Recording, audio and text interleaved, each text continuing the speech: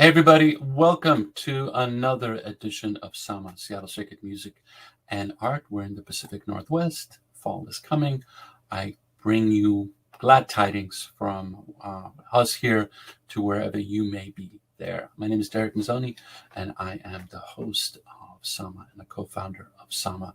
SAMA started as a concert series in the Pacific Northwest region, Seattle specifically, because we were not getting so many artists coming through as we would if we were living in other cities in the United States, such as New York, Chicago, and San Francisco, our beloved neighbor to the south. And the reason I'm bringing up San Francisco is like, A, I love it, and B, the artists that I'm going to be interviewing and we're going to be having a performance with today are based in San Francisco. They're known as Zikr Project, and it's a collaboration between Jef Stott, who is a producer, a bassist, multi-instrumentalist, remixer.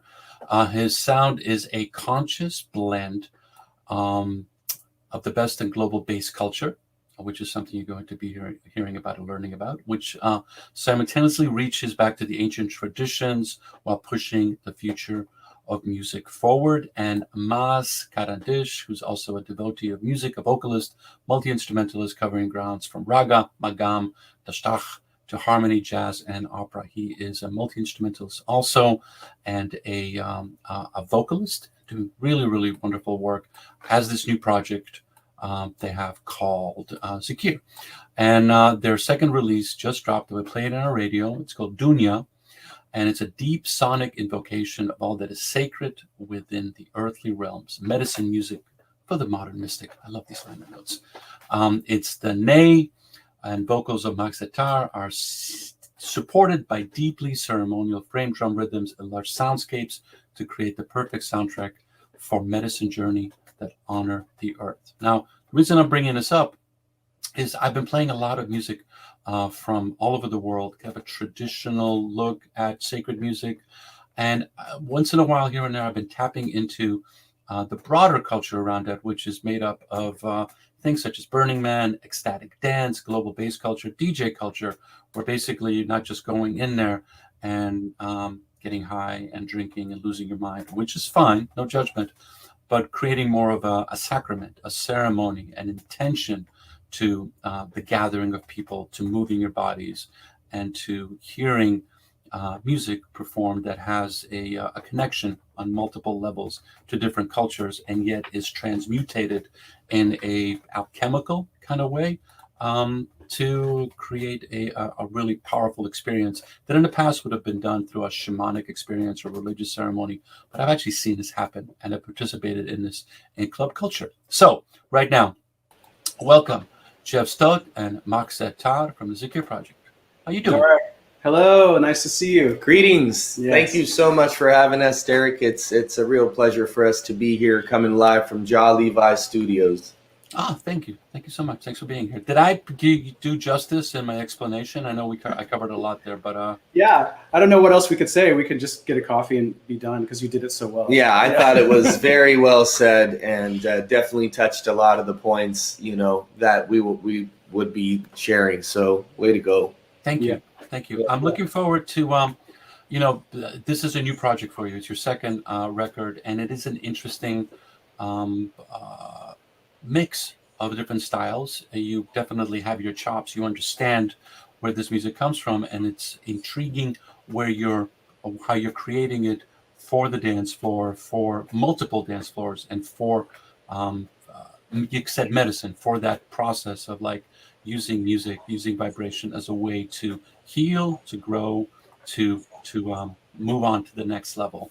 And in that intention and in that way, it's a really interesting time to be doing stuff like this because, obviously, we're in the middle of a pandemic.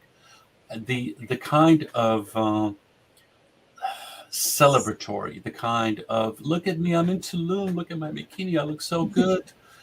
That doesn't really fit anymore where we are right now. Like, we've all gone through a bunch of stuff as a species, as a planet, as a humanity. And artists such as yourself, musicians such as yourself, your job is to kind of like take that in and interpret that and bring forth a musical expression that speaks to the time that we're in. And I'm curious, before we go into a song, how are you as artists working with that? With that, unless you're just like, no, I'm just gonna do whatever I want. But I'm curious, how is this reality affected the music that you're making? Would you like to start, Jeff? Okay, Yeah. I'll get started. Thank you, Moz. This is definitely a pandemic project. Very internal facing. I mean, of course, it's welcoming, and we're gathering everyone into the circle with us.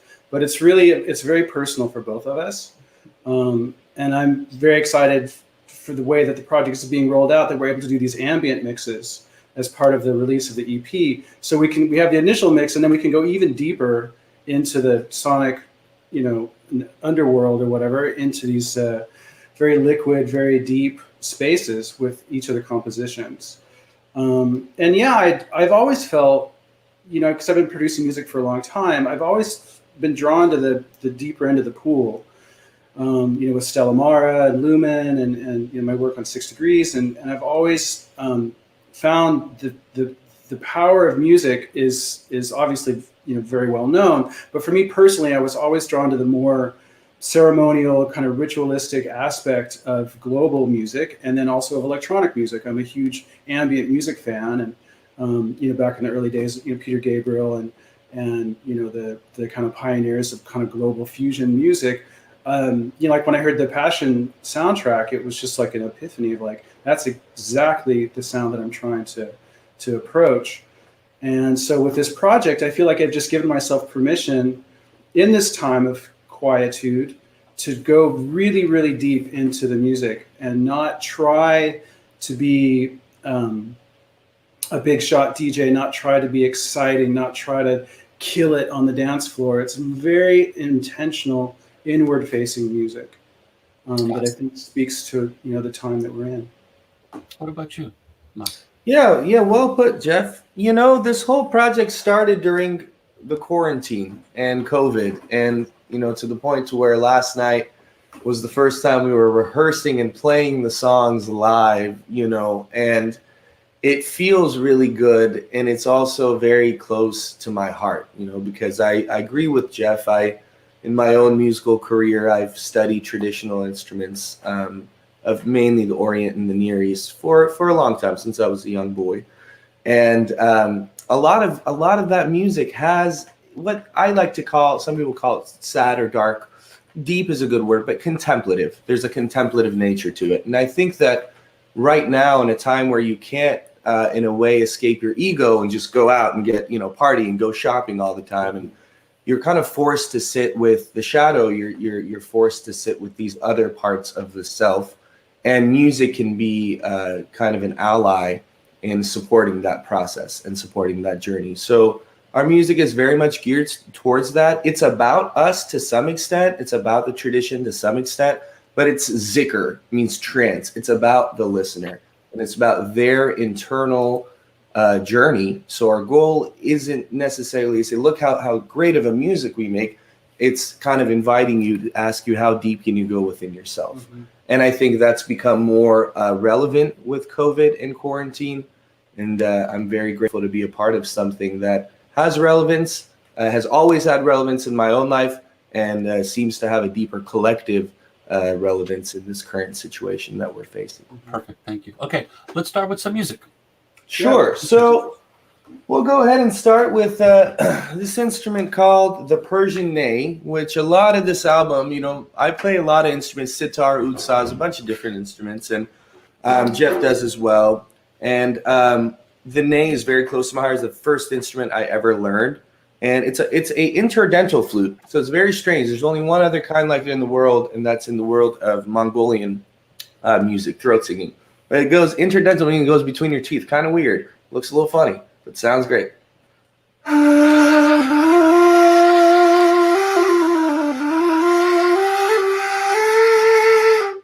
So this is the first instrument that I started learning to play. And the music that we're doing with the Zikr project thus far has been very heavy on the ney and the vocals. That's all I'm really doing in those. A little bit of oud here and there. And Jeff is playing the Def. Yes. Would you like to talk about the Persian frame drum? This is a Persian frame drum played through all of Iran and very popular with Kurdish musicians. Yes. I've spent a lot of time in Istanbul with a collective of Kurdish musicians called Def Gen. And I've been bouncing around on this instrument for a while. I'm not a master by any means, but I very much am drawn to the deep kind of trance-like aspect of this instrument. And you might notice it has some chains on the back, which gives a bit of a kind of a reverb sort of slapping sound. And you can adjust the angle of the drum if you want to be more of a muted kind of snare sort of thing or more of an open tone. So I'm going to be accompanying Moss with a basic Persian classical rhythm. Yeah, it's going to be a Persian 6/8, and I'm just going to improvise on some melodies, some traditional melodies, and this is really where the music comes from. This is the roots of the Zikr project, and you take this, you add some nice bass to it, and put Jeff's magic in there, right? And you got a fusion. That's right. So let's give it a go. Yeah, you want to? Yeah, sure. Yeah, sure.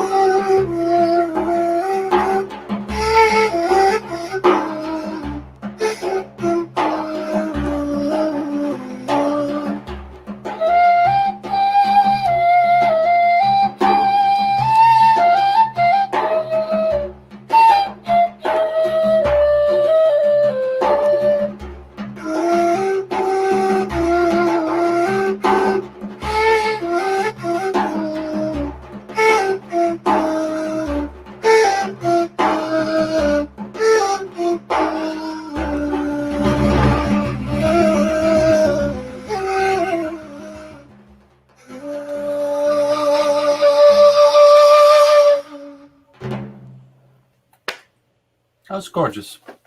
Thank you. Zikr project. Yeah. Jef Stott, Sattar, Dunya on Black Swan. That's it. That's the label, right? Yeah. Awesome. Okay, so now let's hear a version of that. That's the traditional. Let's hear a version of that done in the studio with all types of electronics and different kind of structure, and see what we get here.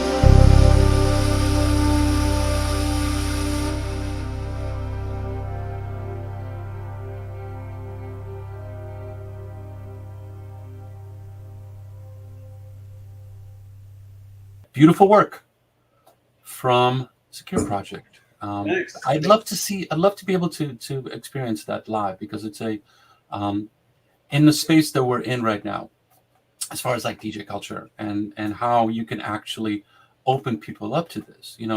On my show, I often go like, look, this is the first time that people often get a chance to hear something like this, because it's hard to find.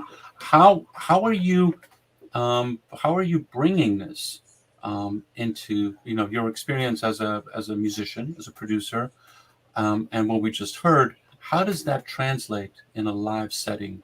How does that translate to your community? How do you do? Sorry. That's a great question. Yeah. We were just talking about this last night. So I just want to also say that what you guys just saw is kind of the debut of the project in a live format, because it has been definitely a COVID project in that, we were mixing and recording in different locations, and we'd have these Skype calls, and the whole thing kind of happening. Maz and I have spent maybe a total of 20 hours together. Yeah, I think $4 years. Yeah, the past year and a half since. So, rehearsing last night, we were getting really excited because, we're actually playing the tracks and not just editing them and recording. And we were talking over dinner after rehearsal about how amazing this is going to be, not only as like a DJ culture, ecstatic dance sort of thing, but actually a larger kind of stage show where we have a full band, live kit drummer, multi-percussionist, Maz on vocals and his instruments, me on the bass and keyboards and percussion, regular keyboard player, and then I could even take it even further and have a choreographed sort of dance component. Right. Or a whirling dervish whirling, with synchronized visual, things, and not so much in like a Burning Man kind of festival environment, but more of a performing arts kind of situation where it's a more educated audience who are really listening deeply to the music and not just having sort of, as you mentioned earlier, Derek, like a kind of a party kind of environment. Because the music is kind of begging you to listen a bit deeper than the recordings. Yeah. So the live presentation of it, sure, Maz and I can make a lot of noise, just the two of us. As you saw, that was us just basically doing everything live on top of the studio session. But if we had an opportunity to open up the ensemble, I think that would be the best way that we could present the music. Okay, and that it's also interesting because it feels like it'd be nice. It's kind of needed, Yes. because I think so. This is going to be a longer. I'll shorten this. We've gone through something together. It's not, and as humans, and it hasn't been fun. It hasn't been like, oh wow, that's great. We're here. It's been like a old school, bluesy, hard time. You hear these kinds of songs, especially in the Middle East and North Africa, all of Eastern Europe. These are songs to help you get through something. And for us, our generation, in our society here, we haven't really gone through much. It's been kind of nice. It's our first pandemic. We haven't had a famine, haven't had a war that actually affected us. Right. In our life, so this is kind of our first time in there. And I'm always looking for artists okay, so what are you saying here? What's the thing that you're going to be presenting? And how are you going to be connecting with people? And these things, this kind of, I keep going back to the word transformation.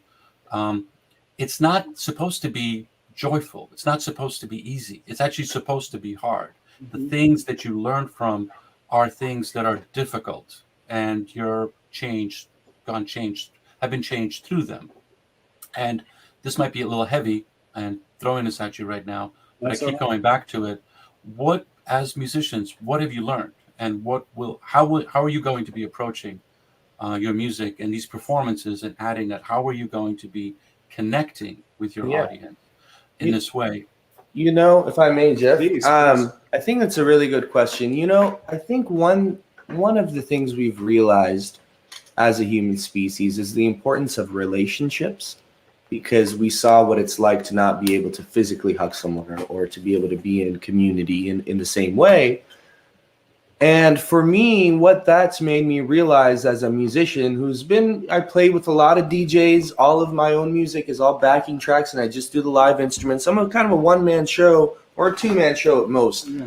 And one thing I've realized is it is nice to play with other musicians on stage. And this is kind of tying in what Jef is talking about, of bringing it in a way that not only highlights the music, but also highlights the relationships on stage and gives people a presentation that is, sure, maybe grandiose, but also humble, again, in order to help the listener go within their own process, whether that means dancing and feeling in their body, whether that means just sitting down and meditating and listening to what's going on. So in a lot of ways, I think what's really going to be a result, and something that I've learned, is the importance of musical relationships and how beautiful it is. I love DJ culture. Don't get me wrong. This, all my 20s was that. And I just have realized, like, bring some of those elements, bring the bass and the beats. We want the somatic connection. That's awesome. I love that. I love hearing a good beat and bass, trust me. And, but also bring more of the relational elements, and also invite people to explore that within themselves, and to be able to, in a way, be affected. And, you know, nervous systems are contagious. So if you are having a joyous time and feeling, you know, in the groove, and going into your own trance in relationship with these other musicians, then maybe that becomes a gateway for the listener to go within their own trance in a way as well. Got it. Perfect. Okay. Let's hear some more music, please. Hold on. So the next instrument we'll play is an oud. O-U-D. It's used all over, of course, the Near East and all that, Greece, Turkey, all over the Arab world, Iran, and as far as Morocco, Algeria, as far as Malaysia, all over, of course, Spain. So this instrument, one theory from musicologists pretty agreed on, is that this instrument, it's oud, and in Arabic, you say al before it means the. So when the Arabs were ruling Spain in that period, they brought this instrument with them, and the people say, "What is that?" Is it alud, alud, alut, alut, which became a lute ultimately. And a lute is basically this instrument with frets on it, and then the lute is bass. It's pretty agreed that it's the ancestor of the guitar. So in some ways, you can see this as the grandmother or grandfather of the guitar. It's got a very cool sound. It's fretless.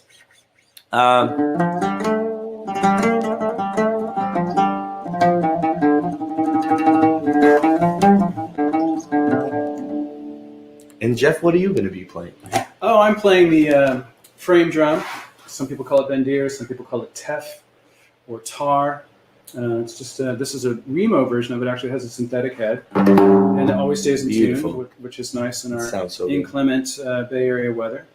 And yeah, I'm just playing. I mean, I play darbuka and rick and a lot of the Middle Eastern percussion instruments, but because Zikr project is focusing more on the trance aspect of Sufi or inward-facing Islamic music, I just brought out my frame drums for this session for you guys today. Awesome. And so we're gonna play it's a Turkish kind of folk song,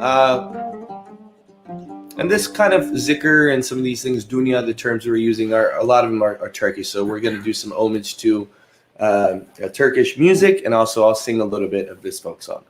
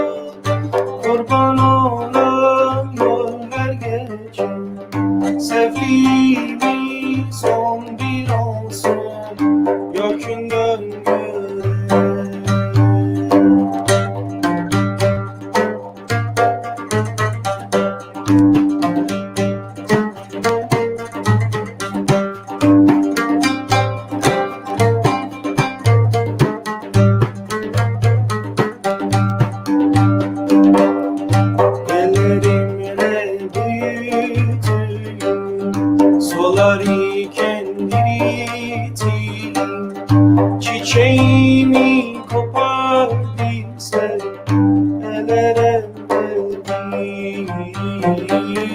Çiçeğimi kopardıysa elere verdi. Dağlar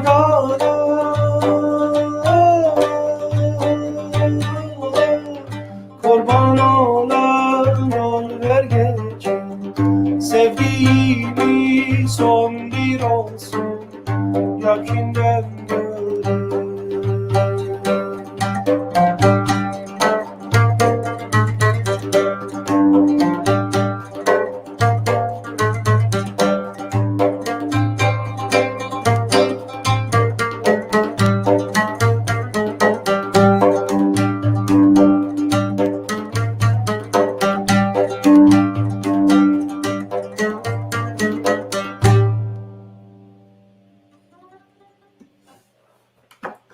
Nice. There it is. Beautiful work. All right. So we heard that acoustically. Now let's explore that in the studio with some more music from Zikr project out of San Francisco.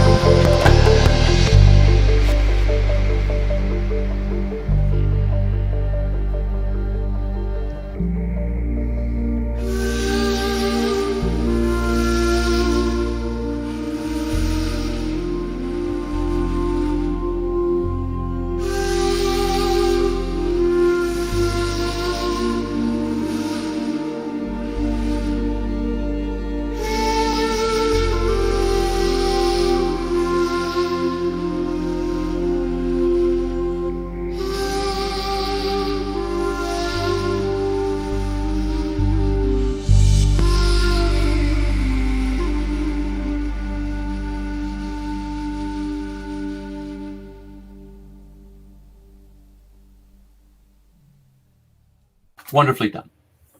Thanks, man. Thank Derek. Thank you very much. That's All right, actually it's just a quick thing, just for you is it's a song that was popularized by this guy Boris Mancho, and Oh, the acoustic version. the Yeah. acoustic version of what we just played, Yeah. and that's it's called Mountain Mountain, and it's just one of the most beautiful songs. What this guy did was take these beautiful folk melodies. He was like the star of the 60s and 70s. Everyone loves Boris Mancho, Yeah. and he contextualized them with like drums and bass and stuff. So that's why I thought it's relevant, because it's just this beautiful melody. But if you listen to the original, it's got like rock and roll drums and guitars, and it's awesome. No, I know that sound is back, bigger than ever. It really is. It really is.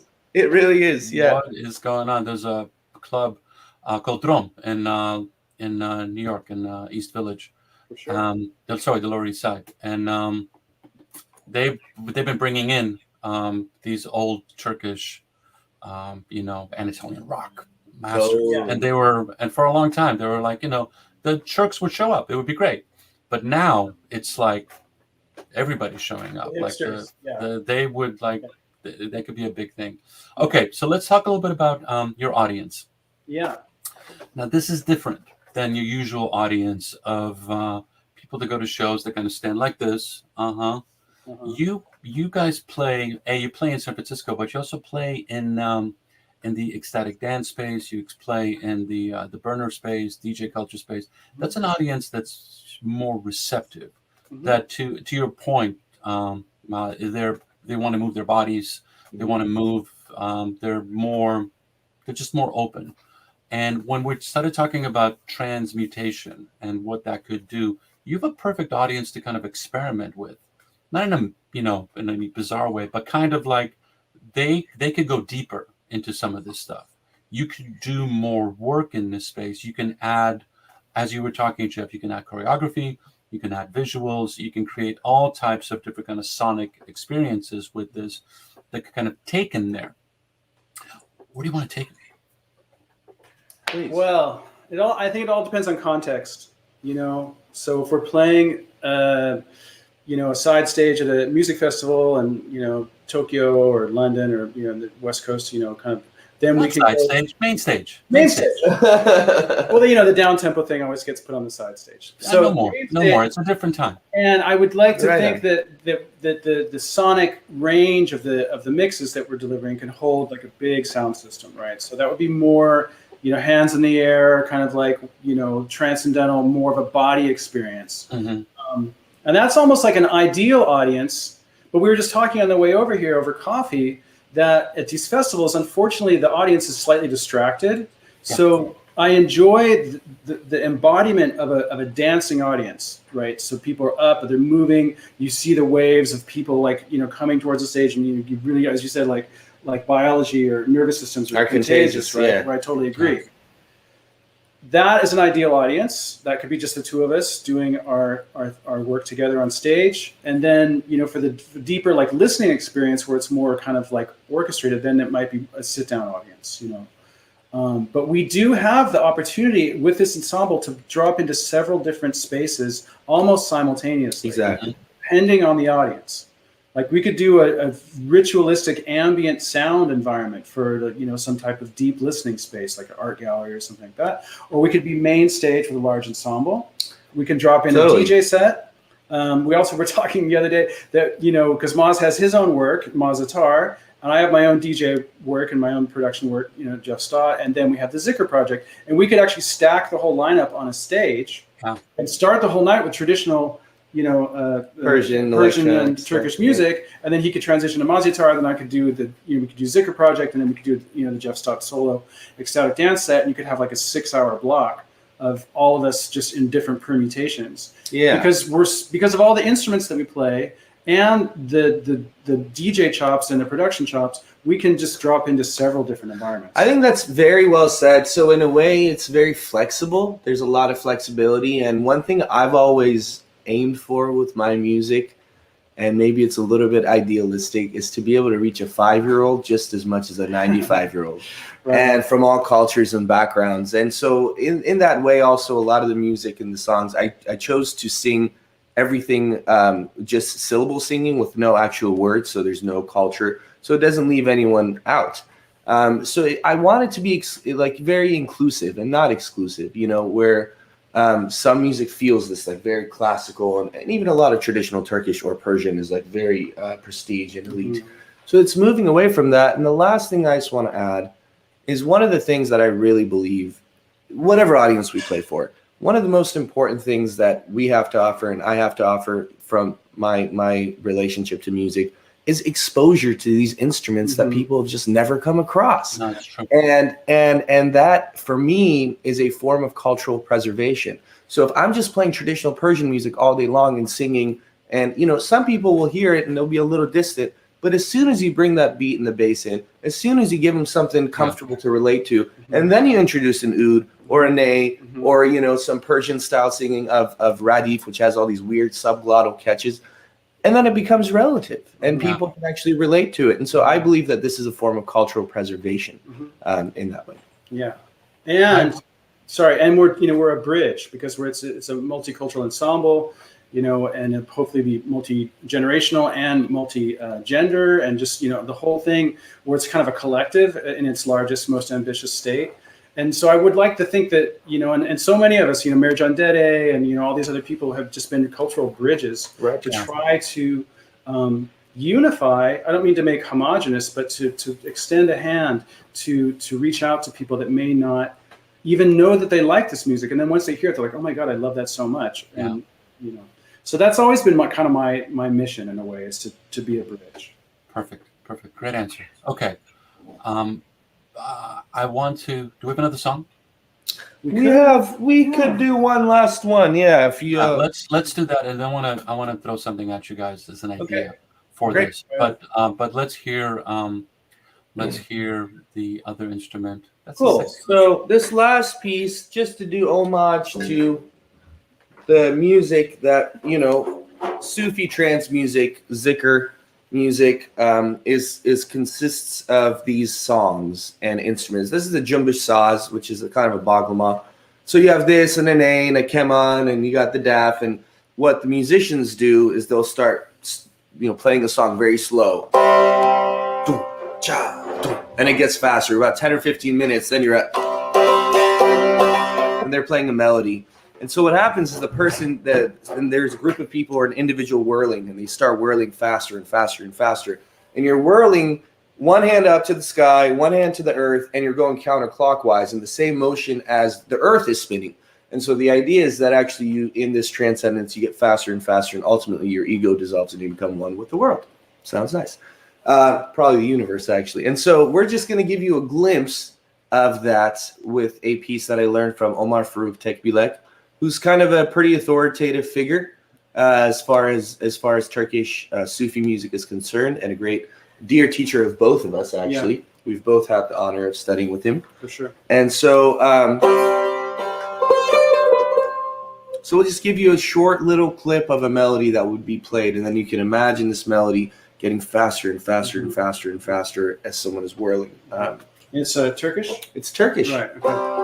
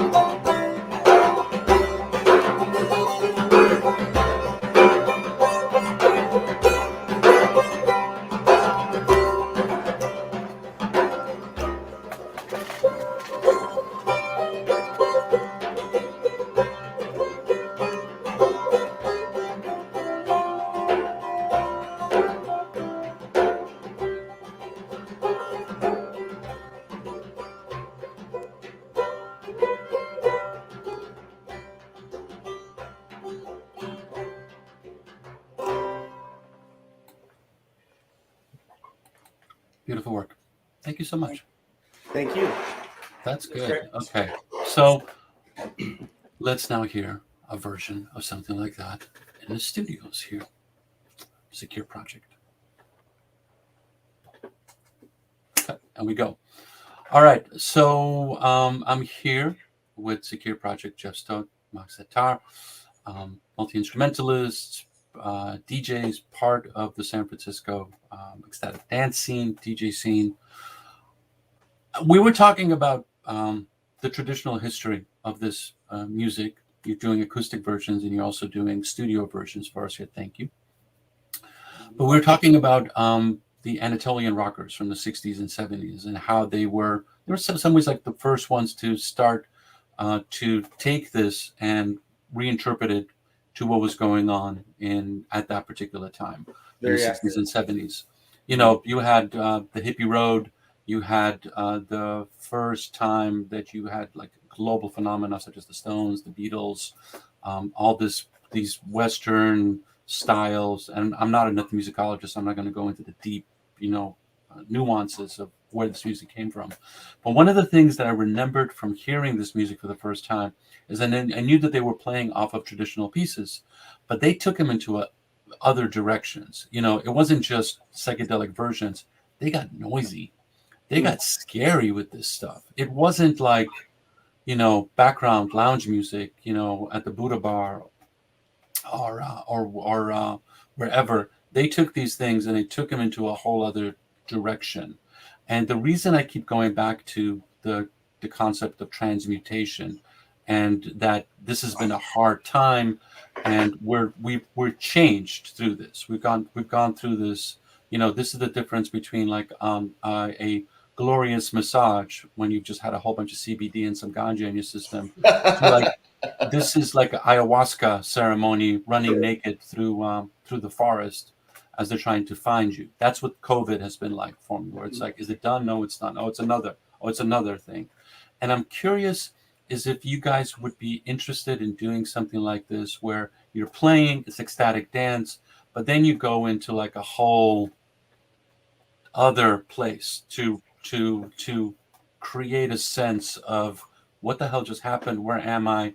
Because I don't know if you're riffing with me here, but it's like this music takes you someplace else, and it's not supposed to be all sweet. It's supposed to be like you were talking about the whirling dervish experience. That's scary. It's scary. When you're spinning like that. It's ego death. You're losing sense of self and boundary and everything about what makes a self and you.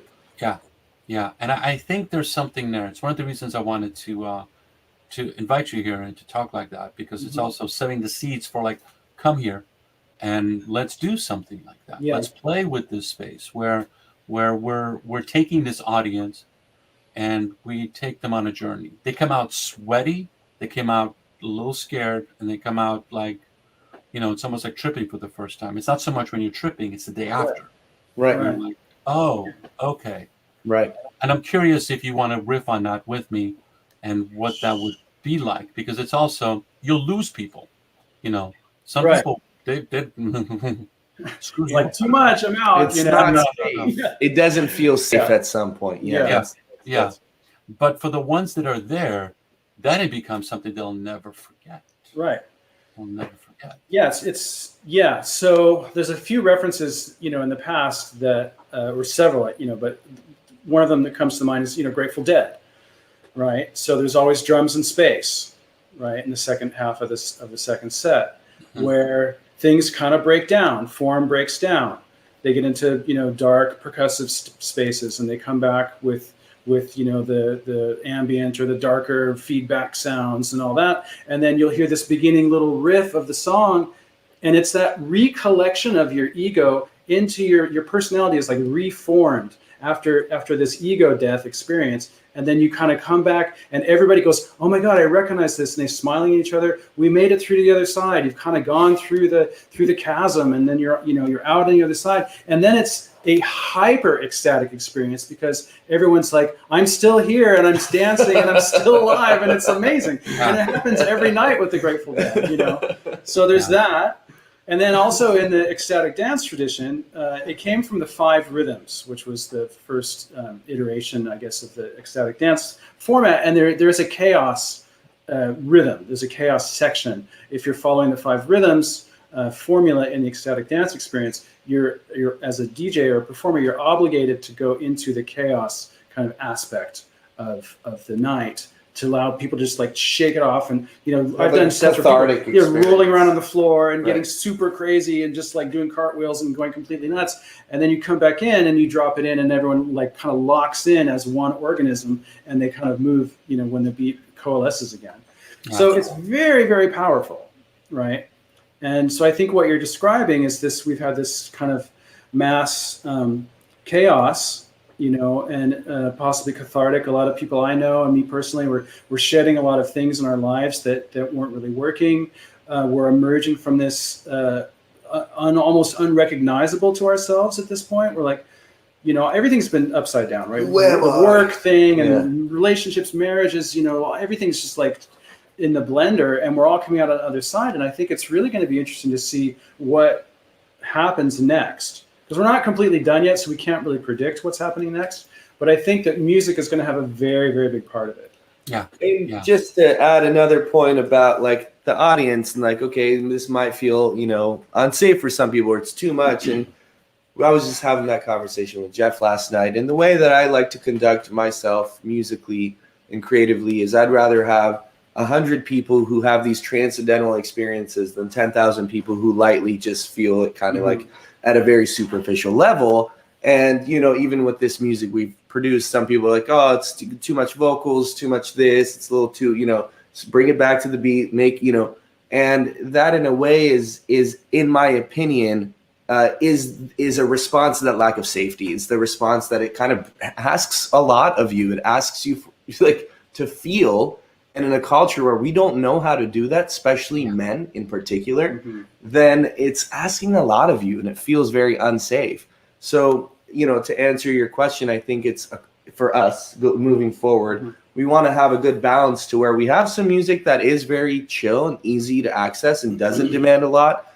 But I think right now we're starting our identity off from a perspective of wanting people to have those transformative experiences. And if that means having fewer listeners for a while, that's fine with me.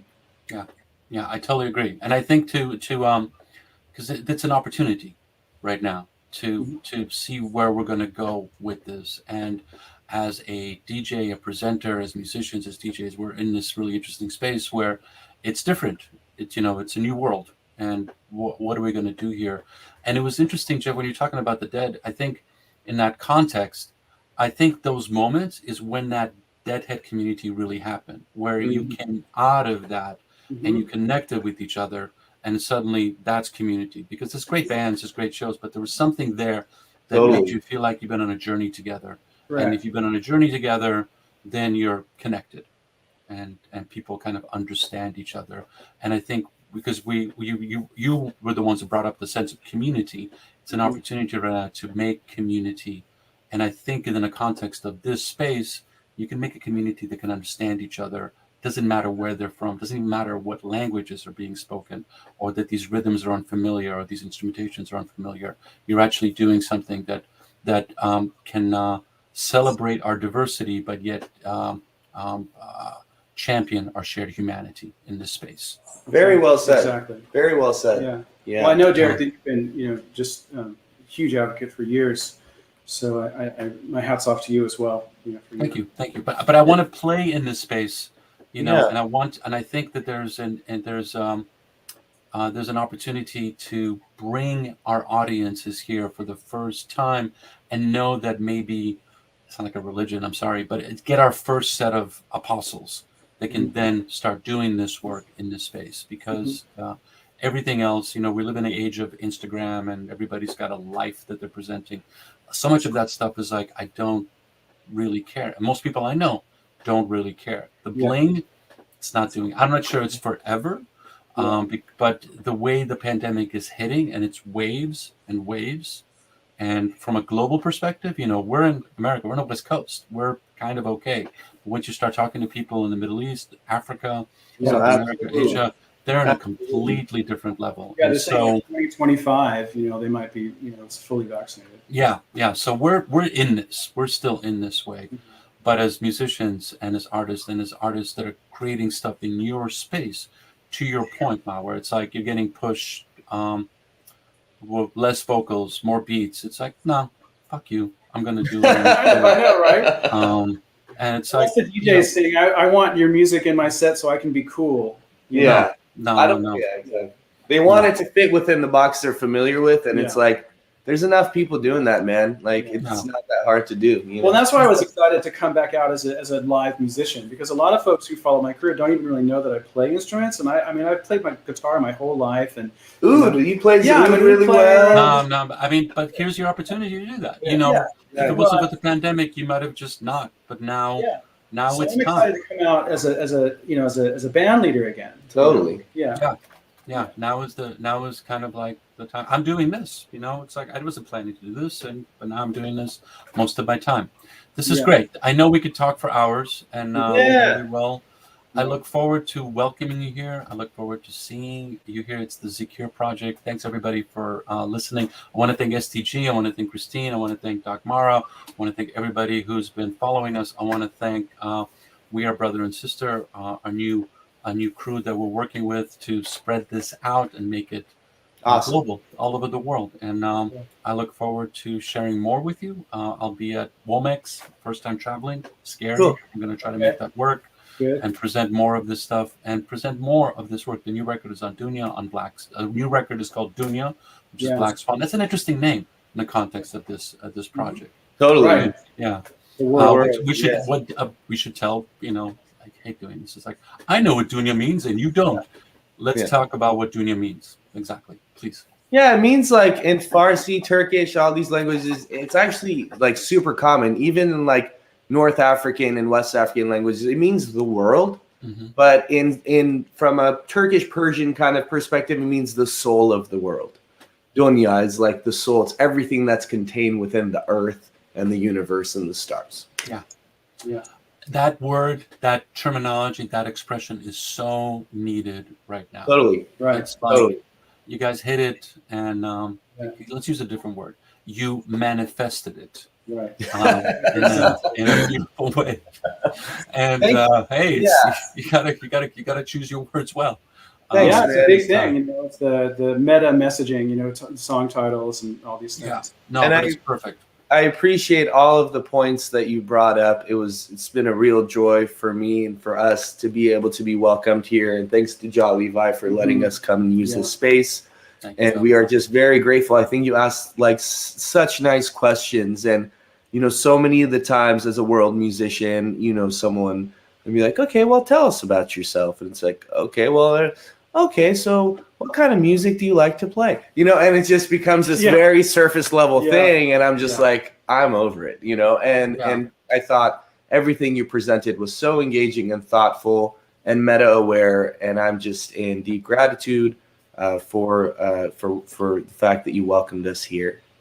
Thank you. Thank you for being here. So let's close out with some music. And then once again, I look forward to spending some time with you and actually sharing this and making noise and creating a beautiful piece of work. Thanks everybody for watching this live stream. Of course, it'll be available on every single platform in different forms. We're in the modern age. We can make this work. All right. Peace, love.